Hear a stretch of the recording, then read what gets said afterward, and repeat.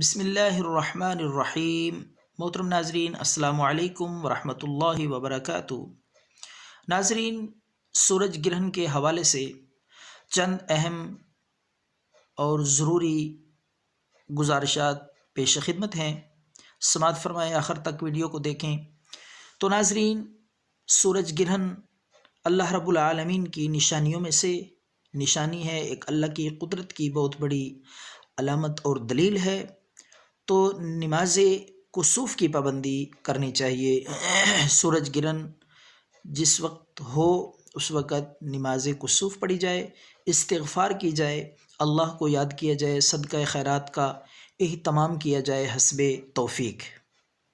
تو ناظرین، سورج گرہن کسی کے فوت ہونے کی وجہ سے یا کسی کے پیدا ہونے کی وجہ سے نہیں ہوتا، بلکہ اللہ کی قدرت، اللہ کی ایک بہت بڑی نشانی ہے۔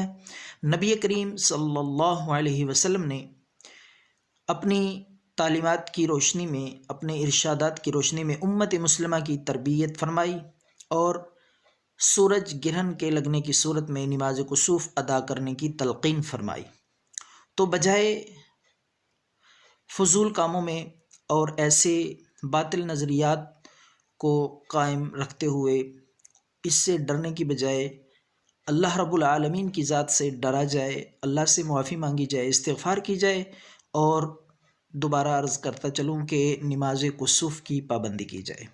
تو نماز کسوف آپ فردن بھی ادا کر سکتے ہیں، اور مسجد میں جمع ہو کر، جامع مسجد جہاں نماز جمعہ ہوتی ہو یا عیدگاہ جہاں پہ عید کی نماز ادا کی جاتی ہے، وہاں پہ جمع ہو کر اہل اسلام کو چاہیے کہ وہ باجماعت نماز ادا کریں اور بڑی بڑی لمبی لمبی صورتیں اس میں پڑھیں، طویل قرات کریں، اور امام کو چاہیے کہ نماز کی نوافل کسوف کی ادائیگی کے بعد مقتدی حضرات کی طرف منہ کر کے کھڑے ہو کر دعا مانگے، استغفار کرے، اپنے لیے بھی، اپنے گناہوں سے بھی معافی مانگے، اور امت مسلمہ کے اجتماعی گناہوں کی بھی اللہ رب العالمین سے معافی اور استغفار طلب کی جائے۔